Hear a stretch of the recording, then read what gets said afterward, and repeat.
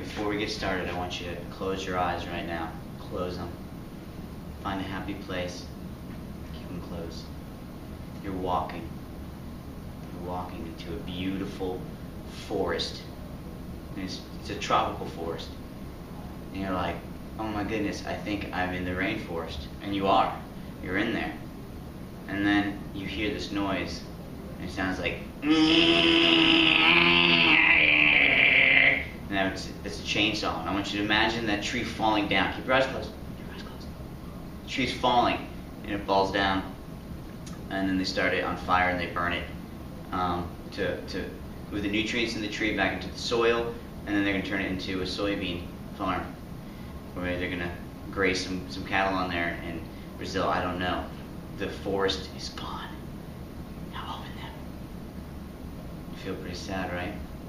Okay, so the thought of the day is the rainforest. We lose 80,000 acres of rainforest every single day, according to Scientific America, which did a pretty legit study on it back in 2009, 2010. So it's probably a little more than 80,000, but we'll use that number. Okay, so keep that in mind. We'll come back to it at the end of this presentation. So welcome to Chapter 5. We're going to look at biodiversity, species interactions, population control. Two sections we're covering right now: how do species interact, 5.1, and how can natural selection reduce competition among species, 5.2. Let's get started. Okay. It's not starting because I forgot to plug the thing in. It should go now. Begin. There we go. So, we're going to look at a few things. Where are we going in 5.1? We're going to talk about competition, inter-specific versus intra, predation, different relationships and strategies used by both, and then symbiotic relationships. Okay? So, let's look at competition. There's two forms that you guys have to know: intra-specific and inter-specific. And I have a foolproof way for you to remember them. When I see intra, see that A right there, intra? There's an A in the word same. So this is competition amongst members of the same species. Since we just caught anoles, a green anole versus a green anole. Okay? Intra-specific. They're competing for food, for space, and most importantly, in the biological community, mates, so you can pass on your DNA. Now, inter-specific, see that first part, inter? There's an E there. E for diff-E-rent. I know what you're going to say. There's also an E in same, right? But don't worry about that one. Just remember, inter-diff-E-rent, okay? So here, they're competing for food and space, but not mates, because they're different species. Hopefully, they're not mating. And you can see the brown anole and the green anole. This is inter-specific competition that we analyzed out in our lab that we did. So, competitive exclusion principle. Species may share common aspects of their niches, but two species may not occupy the exact same niche in nature. They can for short periods of time, but then one of them is going to go extinct, right? Or they can migrate, adapt, decline, or become extinct, which brings us back to our green and brown anoles. Now, I didn't give you guys the full story when you first went out there to catch them. I told you that there were some articles originally, and they did about 10 years ago, saying that the brown anole came in, it occupied the same niche as the green anole, and the green anole was actually becoming extinct. And I kind of forced you to believe that as we did our lab. But now I'm here to clear things up. So what's going on is the green anole may not necessarily be going extinct. What they're starting to think now is happening is that they are adapting to the new situation. The brown anoles prefer to be on the ground and hunt, and on the base of the trees. They don't like to go up into the canopies. The green anoles, however, are now moving themselves up into the canopies. We could not look and catch lizards in the branches of the trees, so I didn't send you up there. But that's where you're finding most of the green anoles now, where they used to be on the ground, now they're in the canopies. So they've kind of partitioned themselves apart. And we'll get back to that later in this presentation.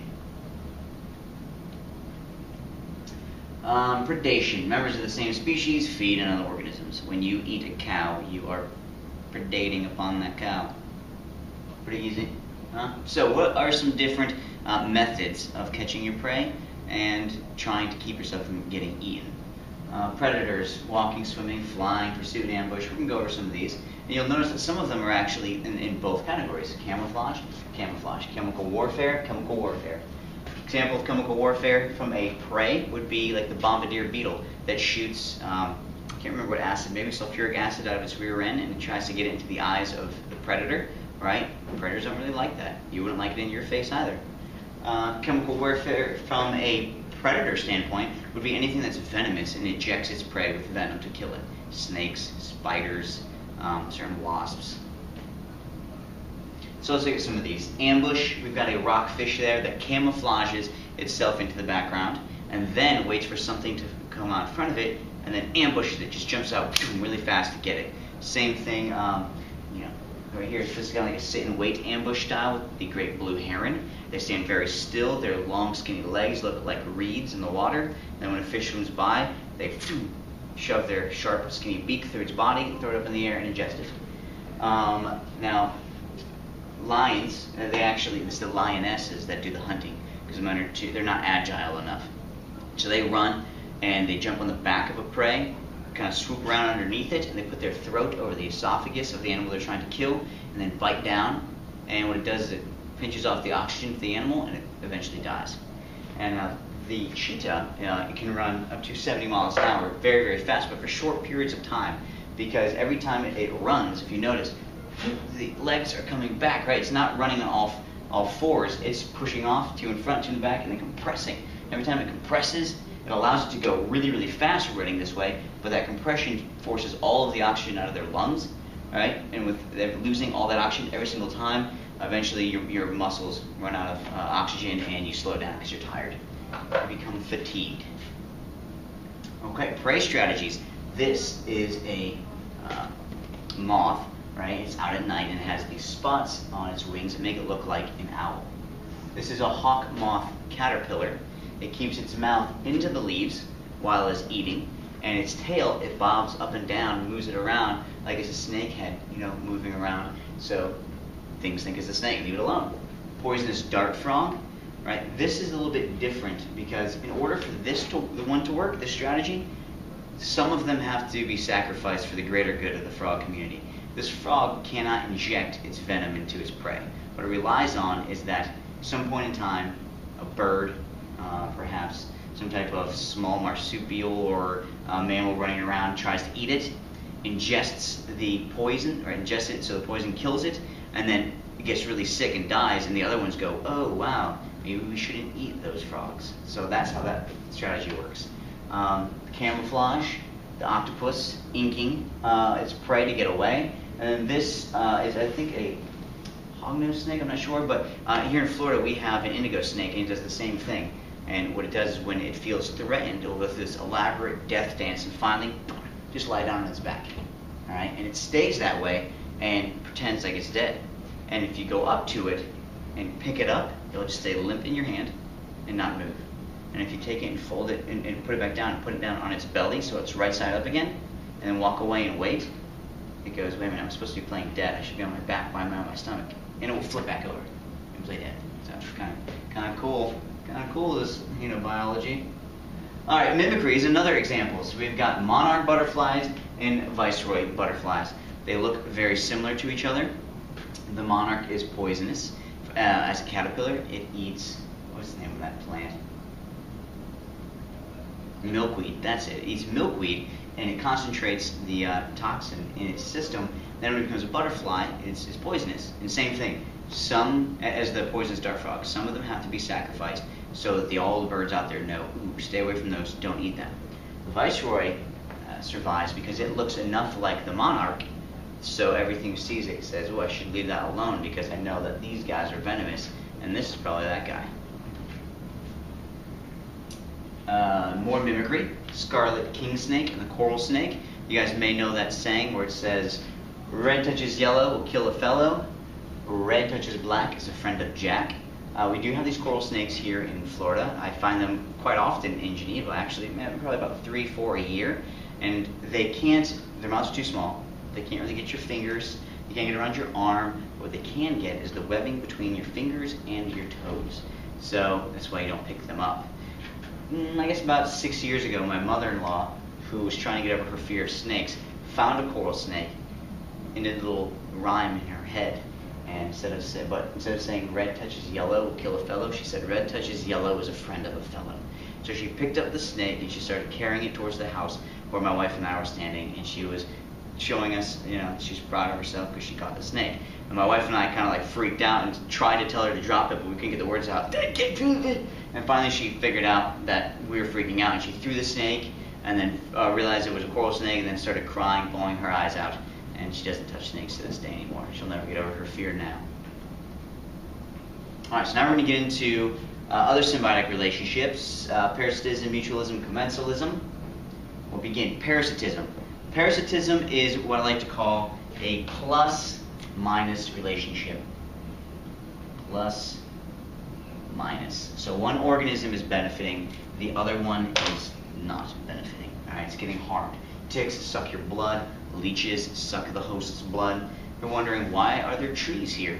Well, here, these tufts that you're seeing, these very dark green tufts, that's called mistletoe. Yes, the same mistletoe that you stand under and kiss somebody at Christmas time. What they do is they actually attach themselves into the tree, and they steal the nutrients from the tree. So it's a form of parasitism. And then my favorite is tapeworms. Now I'll share with you a couple stories. Back in medieval times, it was very common during feasting season, which could last for about 3 months, for the females to ingest a piece of a tapeworm, where it would go into their intestines, and they have a head with a ring of hooks around it, and it attaches into their intestines, so it won't get pooped out, right? Because that wouldn't be good for the tapeworm.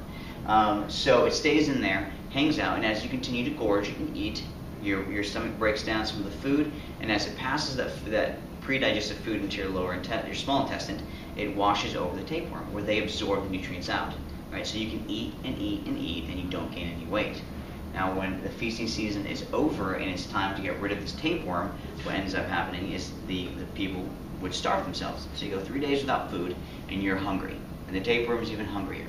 Then you lay at the foot of your bed, you lay over it, and you make a nice big porridge, and the steam starts wafting up, and you open your mouth, and the tapeworm starts moving up through your intestines, into your stomach, up your esophagus, out your mouth, and you grab it and you start pulling it slowly and gently, because it's a segmented worm, and if it snaps and breaks, you swallow, it goes down, you gotta do it all over again. You don't want to do that.